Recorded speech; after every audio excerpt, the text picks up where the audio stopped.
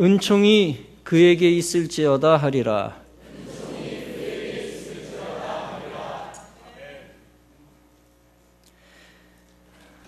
우리가 산 속에서 볼 수 있는 것들이 있습니다. 나무와 풀과 꽃과 바위 등입니다. 등산객도 볼 수 있습니다.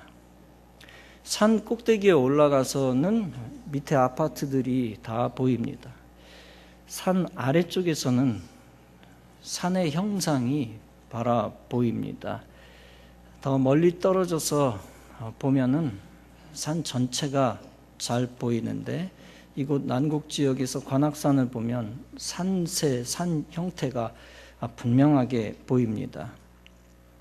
대신 아주 멀리서 보면 나무의 종류를 알 수가 없고 등산객도 보이지 않습니다. 어디서 보느냐에 따라 산이 가지고 있는 내용이 달라질 수 있습니다. 포착하기는 쉽지 않은데 비행기에서 관악산을 본 적이 있습니다. 동네 작은 산처럼 느껴졌습니다. 비행기에서 산을 보면 모든 산들은 울퉁불퉁한 땅덩어리로 보입니다. 땅덩어리가 그냥 쫙 펼쳐진 걸로 보입니다. 오돌도돌한 땅덩어리죠. 만약 우주선에서 산들을 본다면 산은 더 이상 보이지 않고 동그란 지구만 보일 것입니다. 우리의 시력 혹은 시점에 따라서 보이는 것이 달라집니다. 그럼에도 불구하고 지구가 둥글다는 사실에는 변함이 없습니다. 땅은 평평하게 펼쳐져 있다는 사실에도 변함이 없습니다. 산속에는 나무와 바위가 있다는 사실에도 변함이 없습니다. 이 사실에 근거해서 지형적인 모양에 근거해서 지리학자는 지도를 만드는 것입니다. 이 사실에 근거해서 시인은 시를 쓰고 화가는 그림을 그립니다. 지도도 다 다르고 지도의 모양이 다 도법에 따라서 차이가 있죠. 그렇다고 거짓은 아닙니다. 지도의 형태가 다 다르고 시도 다르고 그림은 다르지만 원래 있는 사실은 중요한 것입니다. 사실을 붙잡고 사실에 근거하여 긍정적으로 정직하게 잘 해석해야 합니다. 한편 우리의 눈으로 사건을 바라보는 경우가 있습니다. 눈으로 공간을 바라보지만, 산을 바라보지만, 바다를 바라보지만 또 눈으로 시간을 바라본다. 사건은 시간에 따라 결정됩니다. 이를테면 비가 내리는데 비는 시간 속에서 내리는 겁니다. 시간이 주어지지 않았다면 비는 어떻게 되겠습니까? 그냥 공중에 물방울이 떠 있는 채로 멈춰져 있을 것입니다. 시간 속에서 비가 내리는 것입니다. 지진이 일어나는 것도 시간 속에서 터지는 것이죠. 10초 동안 지진이 터져도 또 일주일 동안 지진이 터져도 다 시간 속에서 일어나는 것입니다. 시간 속에서 생겨난 모든 일들이 다 역사입니다. 이 시간 속에서 진행되는 사건, 그 역사를 바라보는 눈을 우리가 무엇이라고 표현하면 좋겠습니까? 그것을 우리는 사관이라고 부릅니다. 역사관입니다. 역사를 바라보는 눈입니다. 시간의 흐름, 관점입니다. 역사를 바라보는 관점입니다. 그런데 역사를 바라보는 눈을 결정짓는 것이 크게 두 가지입니다. 첫째는 사실, 팩트입니다. 오래전에 역사 연구가 랑케라고 하는 사람이 역사에서 중요한 것은 사실이다라고 이야기를 했습니다. 역사가는 사실에 충실해야 한다는 것입니다. 또 한 가지 역사를 바라보는 눈은 interpretation, 해석입니다. 어제 내린 비를 보고 큰 비가 내렸다라고 이야기하는 사람이 있습니다. 그런데 똑같은 비를 보고 작은 비가 내렸다라고 이야기하는 사람도 있습니다. 어제 내린 비 때문에 기분이 좋았다라고 이야기하는 사람이 있고, 똑같은 비를 바라보고 우울했다라고 이야기하는 사람이 있습니다. 이 해석은 이성과 감정이 결정합니다. 그런데 문제는 사실을 무시하고 거짓말하는 것. 예를 들면 비가 안 내렸다라고 얘기를 하는 겁니다. 혹은 하루 종일 잠만 자고 있어서 비가 내린 줄 모르고 비 안 내렸다라고 얘기하는 경우도 있습니다. 그걸 무지라고 이야기를 합니다. 한 가지 사건이 있습니다. 김일성이 6.25 때 남한을 침략했습니다. 북한 입장에서 그것은 남한을 해방하기 위한 전쟁이었다고 보고 있습니다. 무슨 해방이었느냐? 외세를 물리치고 공산주의 민족 국가를 건설하는 것입니다. 반면에 한국 입장에서는 침략당한 것입니다. 북한은 해방군이라는데 우리에게 그들은 강도요, 도적이요, 살인자였습니다. 자유민주주의가 짓밟힐 위기에 놓여 있었습니다. 그러나 전 세계 16개 국가가 한국군을 도와 김일성의 꿈은 좌절되었습니다. 마귀적인 해방, 김일성 우상화를 위한 해방, 사탄적인 해방은 좌절되었습니다. 그러나 그 사악한 해방의 꿈은 65년이 지난 지금도 조금도 변함이 없습니다. 역사의 정통성이 북한에 있다, 이렇게 보는 무리들이 대한민국 남한 땅에 너무나 많습니다. 정통성이 북한에 있다고 주장하는 사람의 생각은 어떤 것입니까?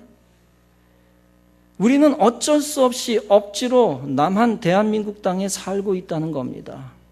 태어나지 말았었어야 하는 땅, 이 땅에서 울며 겨자 먹기로 살고 있다는 거죠. 정통성이 남한에는 추호도 없고 남한의 역사는 치욕스러운 역사라는 것입니다. 그러면서 어린이들과 학생들과 청년들에게 강조하여 말합니다. 우리의 장소는 더럽고 왜곡된 장소다. 우리의 시간, 즉 역사도 더럽고 부끄러운 역사다. 그에 비해 정통성 있는 북한이라는 장소가 상대적으로 정의롭다는 것입니다. 북한이 가지고 있는 시간, 북한이 가지고 있는 역사가 상대적으로 깨끗한 역사라는 것입니다. 그래서 이 땅의 대부분의 젊은이들에게 한국 땅과 한국의 역사는 자랑스럽지 않습니다. 삐뚤어진 교육 때문이었죠. 우리를 도와준 나라를 원수로 봅니다. 이름도 모르는 우리나라를 전 세계에 알게 해준 구국의 영웅들이 있습니다. 그런데 오히려 이 구국의 영웅들을 범죄자로 봅니다. 오히려 우리를 죽였던 침략자들의 역사가 더 정당하다고 여기고 있습니다. 그런 자들을 우리는 세 가지로 평가할 수 있습니다. 첫째, 위선자들입니다. 북한에 가서 살고 싶지도 않으면서 북한의 역사를 더 아름답게 보는 것이죠. 북한에 강제 이송시키면 몸부림치고 반항할 거면서 북한의 역사를 더 아름답게 보는 것입니다. 둘째는 무지한 자들입니다. 예를 들면 어제 비가 내렸는데 내린 사실을 모르는 무지한 자들입니다. 수십 년 전에 일어난 전쟁 자체를 모르는 무지한 자들입니다. 셋째는 사탄에게 쓰임받는 존재들입니다. 모든 사실을 알고 있으면서 악령에게 씌여서 우상 숭배자들 편에 서는 것입니다. 우리는 힘들어도 어려워도 위선자들이나 무지한 자들을 논리적으로 설득시켜야 할 의무를 가지고 있고 또 설득시킬 수 있습니다.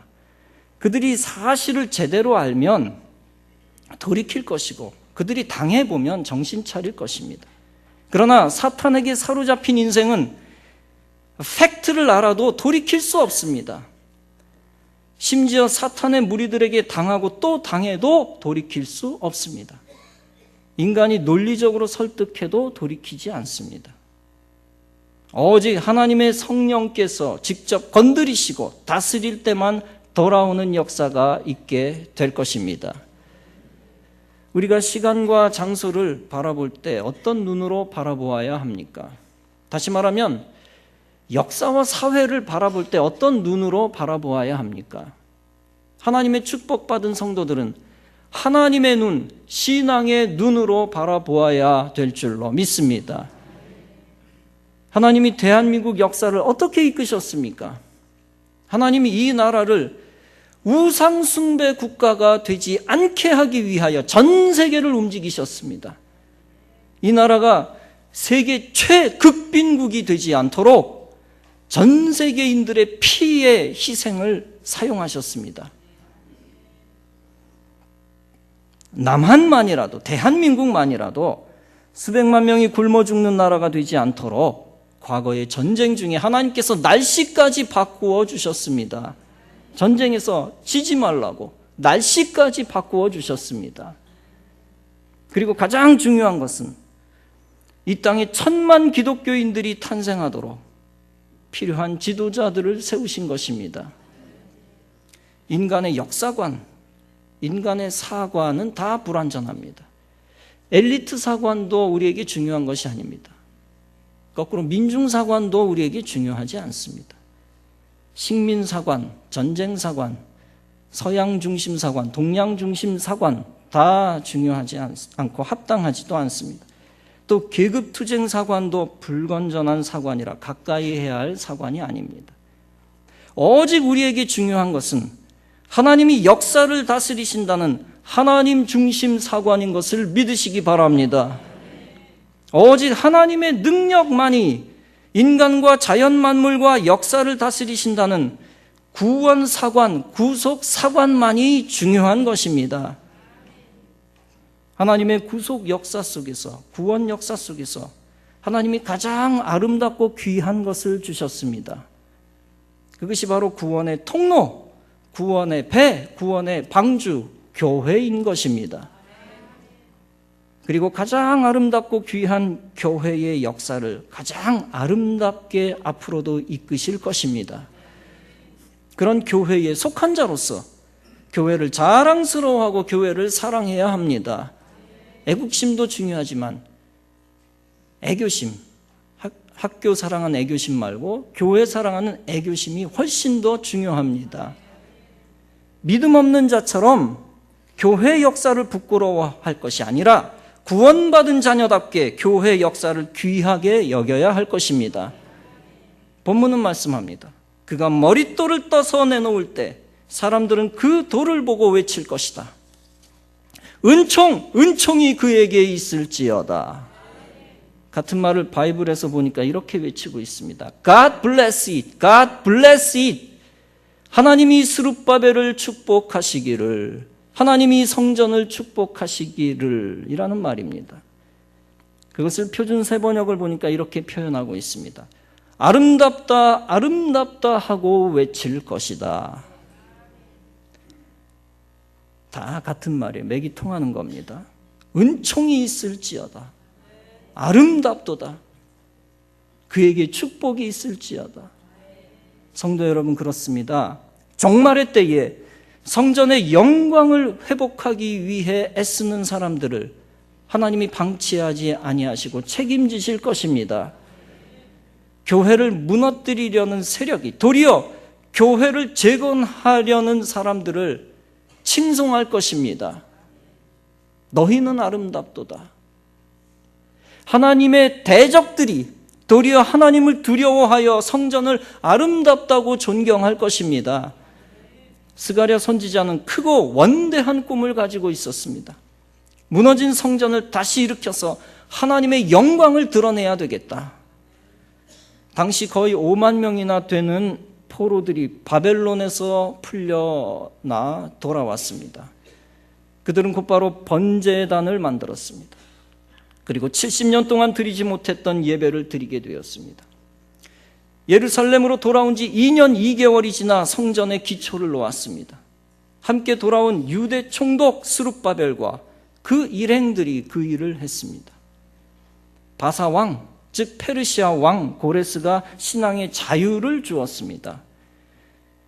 이방 왕이었지만 하나님이 사용하는 이방 왕 고레스, 그 고레스 왕이 그것을 허락하였습니다. 성전을 지어도 좋다. 그러나 얼마 가지 못해 여러 가지 방해를 받게 되었습니다. 특히 사마리아와 주변 민족들이 악한 마음을 가지고 고소했기 때문입니다. 결국 성전 건축은 중단되었습니다. 성전 재건이 중단되니까 백성들은 낙심했고 그들의 믿음은 흔들렸습니다.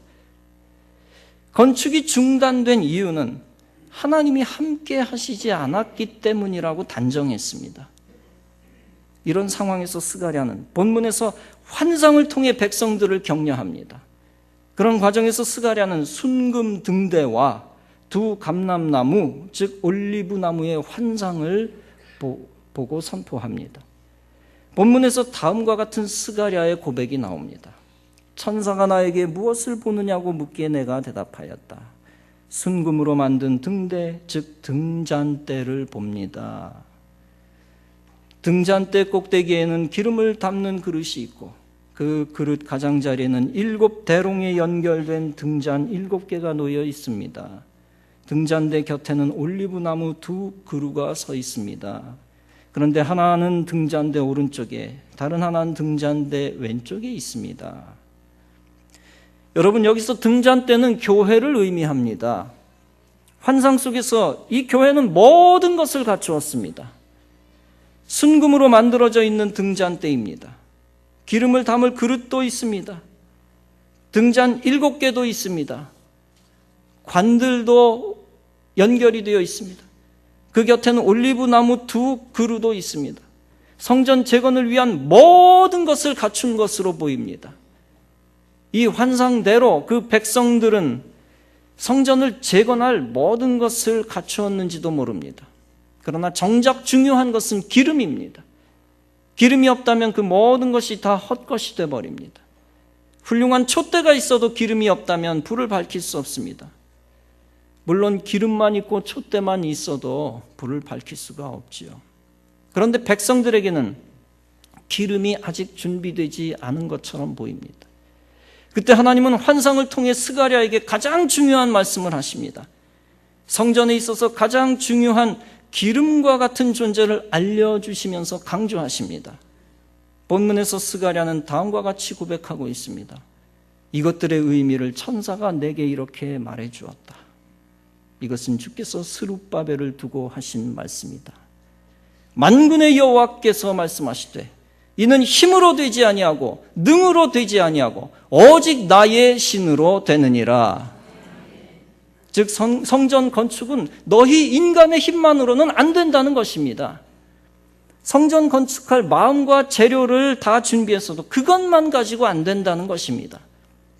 성전 건축의 큰 관문, 설립 허가 중요하지요. 고레스 왕으로부터 설립 허가를 받았어도 세상 권세의 힘 가지고도 안 된다는 것입니다. 오직 하나님의 영이 백성과 성전 가운데 임하셔야 성전이 다시 세워질 수 있다는 말씀입니다. 다시 말하면 성전의 기름과 같은 존재, 성령께서 임하셔야 성전이 완성된다는 것입니다. 교회의 제도가 완벽하고 프로그램이 완벽해도 성령의 기름이 없으면 헛것입니다. 사람이 많고 재능과 물질이 갖추어졌어도 성령이 역사하지 않으면 성전은 완성되지 않습니다. 오직 하나님이 직접 함께 하시는 역사와 능력이 성전의 영광을 만들게 되어질 것입니다. 그런 의미에서 본문은 하나님의 신, 즉 하나님의 영으로 세상의 장벽을 이길 것을 예언합니다. 스가랴는 계속 주님이 천사를 통해 주신 말씀을 선포합니다. 만군의 주께서 말씀하신다. 큰 산아, 네가 무엇이냐? 스룹바벨 앞에서는 평지가 될 것이다. 여러분, 큰 산은 성전 재건을 막는 모든 거대한 장벽을 의미합니다. 권세들을 의미합니다. 성전을 건축할 수 없다고 생각하는 뿌리 깊은 불신의 마음의 장벽입니다. 또한 성전을 건축할 수 없게 하는 물질적, 인간적 걸림돌입니다. 크게는 성전을 건축할 수 없게 하는 반대 세력과 세상 권세입니다. 궁극적으로는 성전 건축을 막아내는 적그리스도이요 안티크리스찬이요 마귀의 세력입니다. 난공불락입니다. 어마어마합니다. 이 큰 산을 어떻게 평평하게 할 수가 있습니까? 여러분, 인간의 힘으로 어떻게 이단의 세력, 불신의 세력, 반기독교 세력을 무너뜨리고 평정합니까? 사람의 힘으로 되는 것입니까? 도저히 할 수가 없는 불가능한 것입니다. 생각만 갖고 말로만 갖고는 더욱 해낼 수 없는 일이라는 것입니다. 심지어 정치적 힘과 경제적 힘을 등입고도 해낼 수 없는 일이라는 것입니다. 그럼에도 불구하고 큰 산아 네가 무엇이냐? 네가 스룹바벨 앞에서 평지가 되리라고 했습니다.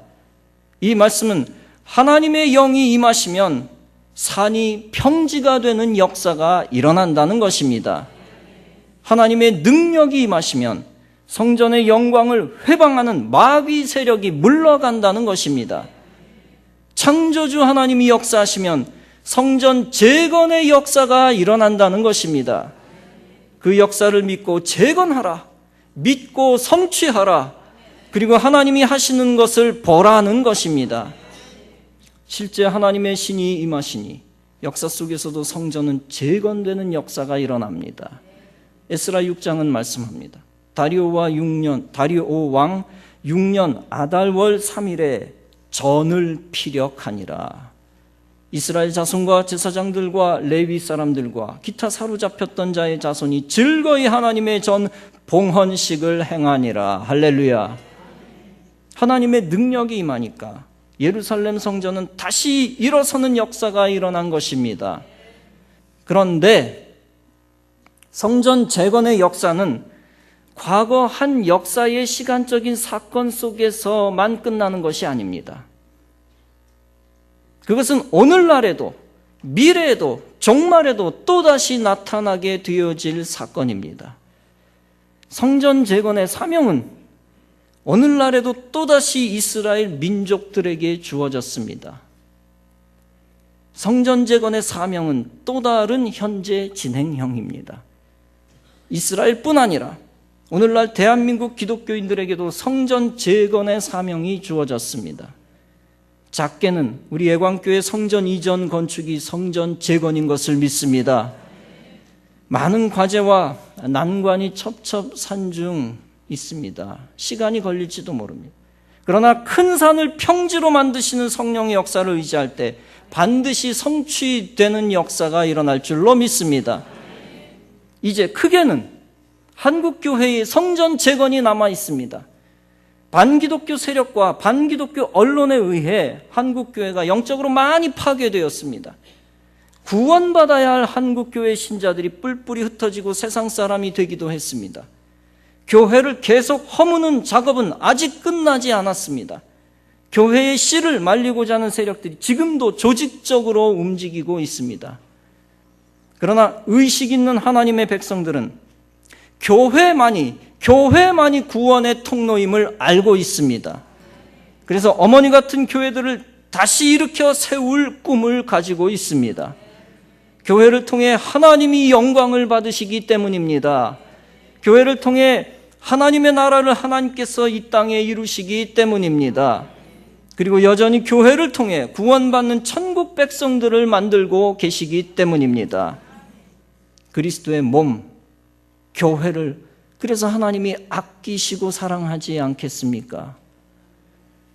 하나님께서 방치하지 아니하시고 책임져 주시지 않겠습니까? 하나님이 이 세상에서 가장 사랑하는 교회를 그냥 두지 않으실 것입니다. 하나님이 가장 아름답고 귀하게 여기시는 교회를 다시 위대하게 만드실 것입니다. 그래서 비록 세상이 교회를 두들겨 팬다고 해서 성도가 교회를 떠나서는 안 됩니다. 세상이 교회를 욕한다고 해서 교회의 자녀임을 부끄러워해서는 안 됩니다. 그럴수록 성령의 능력을 의지하여 교회의 부흥과 영광을 꿈꾸며 일어나야 합니다. 교회의 재건을 위해 애쓰는 사람들을 통하여 하나님이 반드시 교회를 영화롭게 하실 것입니다.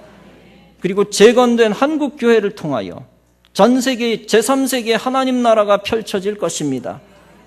이처럼 한국교회의 성도들은 중대한 선교의 사명을 맡았습니다.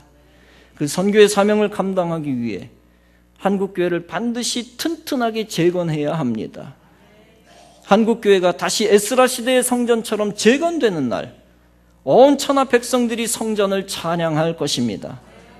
한국교회가 마귀의 세력을 이기고 성전을 재건할 때 비신자들도 도리어 놀랄 것입니다.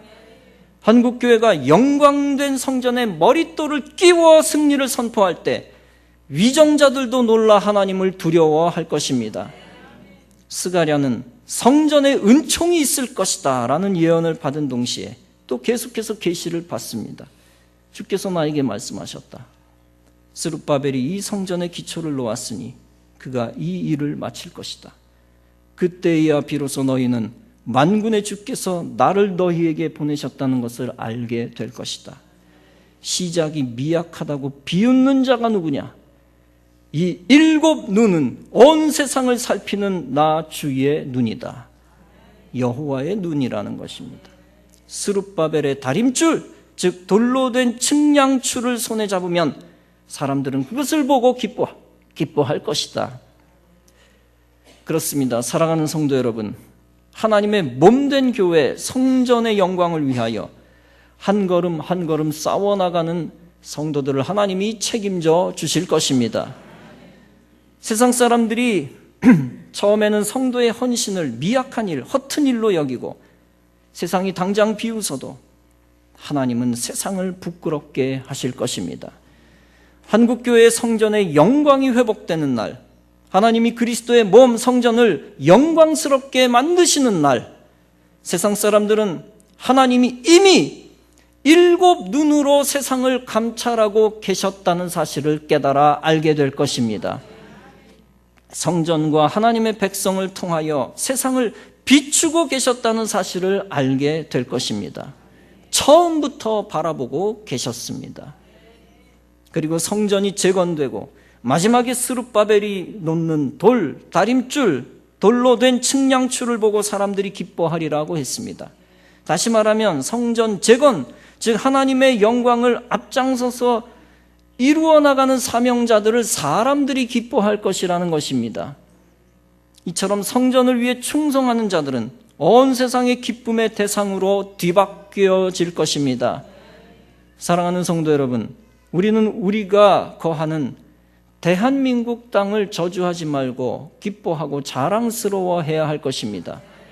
성전 재건과 영광을 위해 하나님이 주신 거룩한 땅임을 자랑스러워해야 할 것입니다.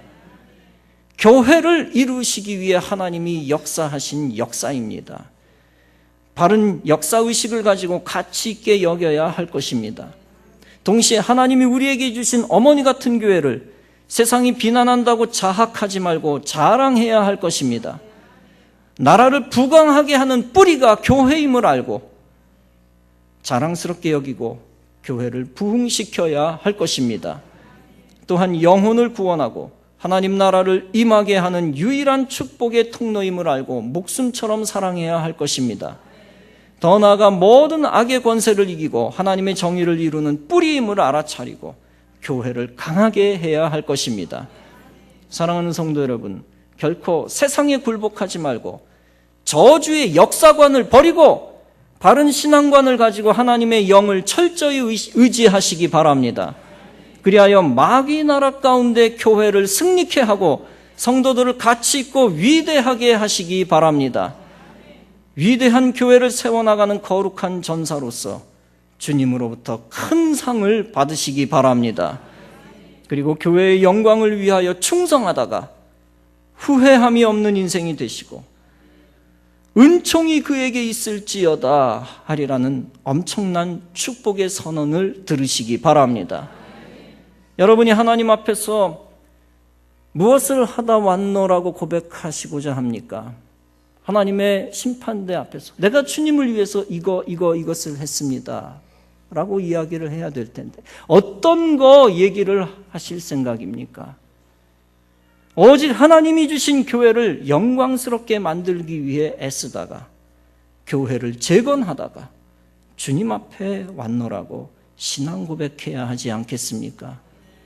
그 위대한 일을 바로 우리 예광교회가 앞장서서 행할 때 하나님 나라 역사 안에서 우리 교회는 빛나는 존재가 될 줄로 믿습니다.